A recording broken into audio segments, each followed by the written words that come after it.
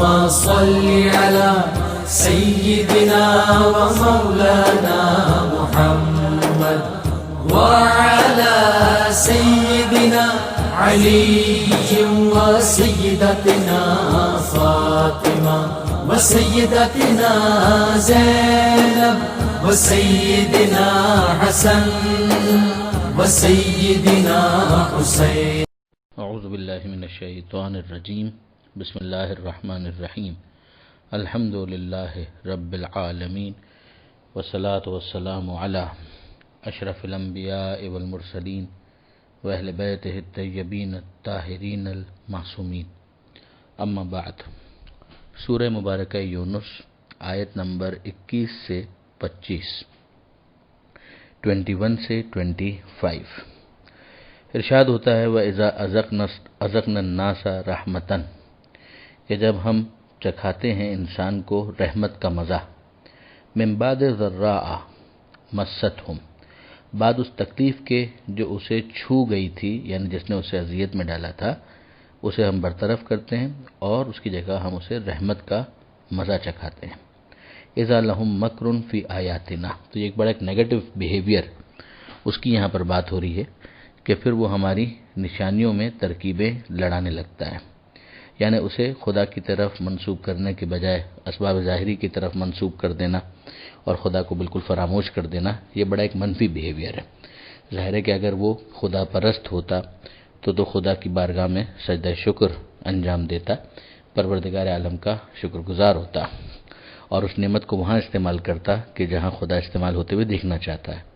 مگر معاملہ یہ ہے کہ جب پریشانی آئی تو پریشانی کے آنے کے موقع پر اس کا بیہیویئر کچھ اور ہوتا ہے،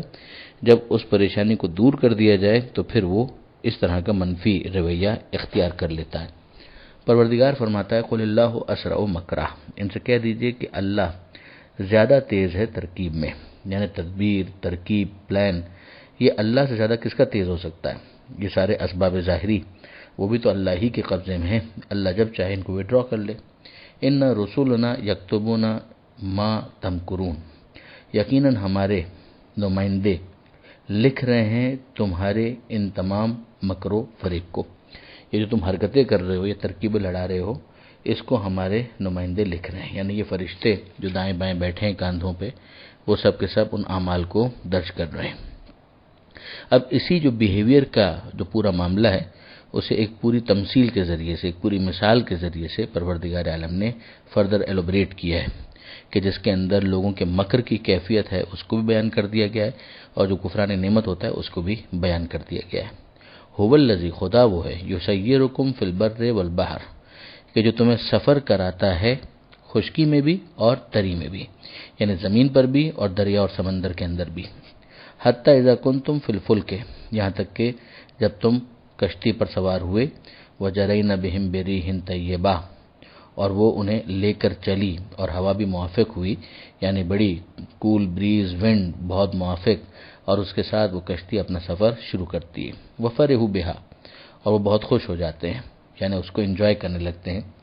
جاءتھا ریح عاصف، ایسے میں اچانک ایک تیز جھکڑ چلنے لگتا ہے، یعنی وہ جو موافق ہوا تھی وہ غائب ہو گئی اور اس کی جگہ طوفانی ہوا جو ہے وہ چلنے لگتی ہے. وجاءہم الموج من کل مکان، اور ہر طرف سے جو موجیں ہیں وہ ان کو گھیر لیتی ہیں اور انہیں دبوچنا چاہتی ہیں. وظنوا انہم احیط بہم، اور اس وقت انہیں یہ لگتا ہے کہ بس اب تو وہ لوگ گھر گئے. تو اب وہ کیا کرتے ہیں کہ دعوا اللہ مخلصین لہ الدین، تو وہ اللہ کو پکارنے لگتے ہیں اور پورے خلوص کے ساتھ پکارنے لگتے ہیں. اور اس وقت وہ اتنے قریب ہو جاتے ہیں کہ دعا مانگتے ہوئے یہ کہتے ہیں لئن انجیتنا من ہذہ،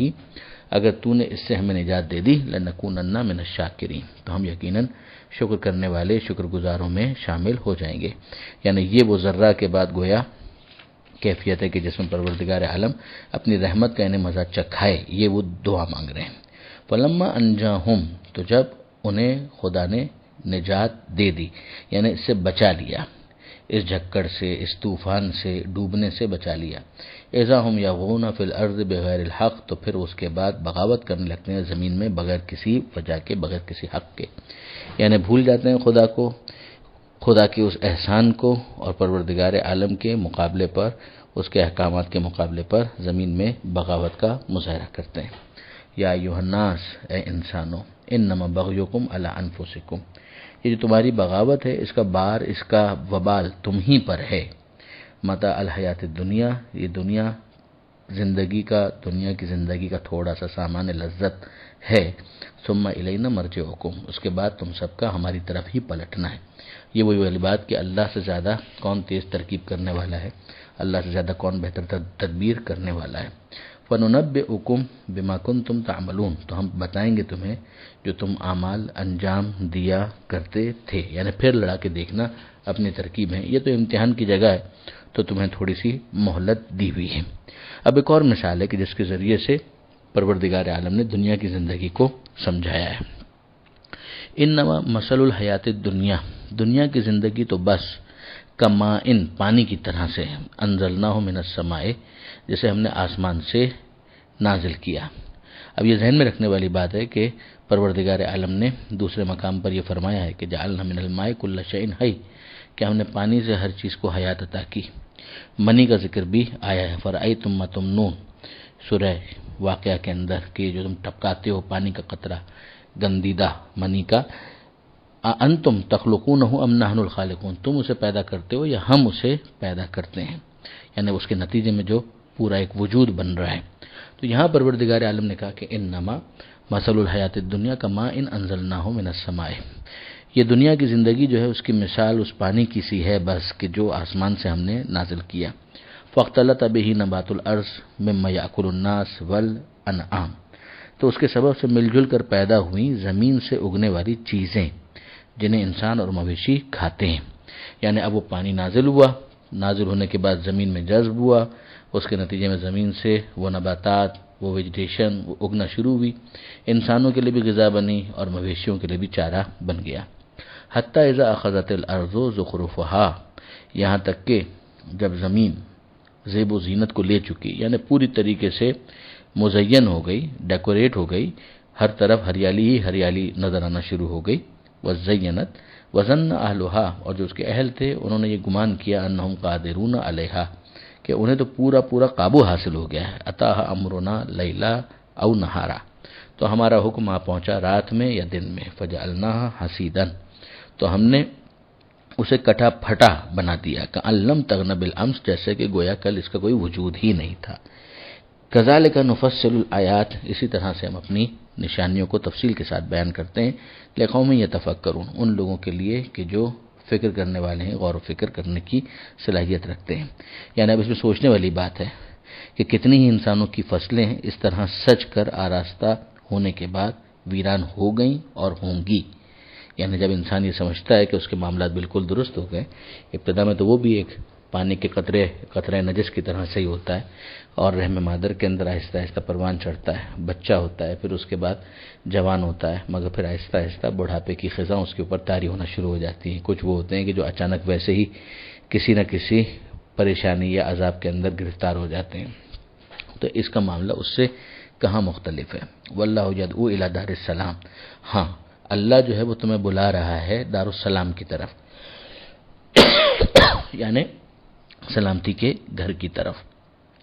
یعنی اگر اس پکار پر تم نے لبیک کہا تو تمہارا حال وہ کٹا پھٹا نہیں ہوگا جو پیچھے بتایا گیا، اس لیے کہ معاملہ پھر دنیا کی زندگی کا ہی نہیں رہے گا، وہ آخرت کی زندگی کے ساتھ مل جائے گا۔ وَيَهْدِي مَن يَشَاءُ إِلَىٰ صِرَاطٍ مُسْتَقِيمٍ، اور جس کو چاہتا ہے صراط مستقیم یعنی سیدھے راستے پر لگا دیتا ہے۔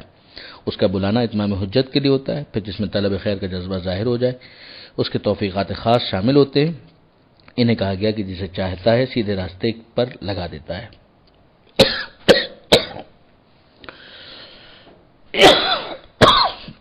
یہاں پر یہ صفحہ مکمل ہوا۔ دعائے قرآن پڑھنے کی،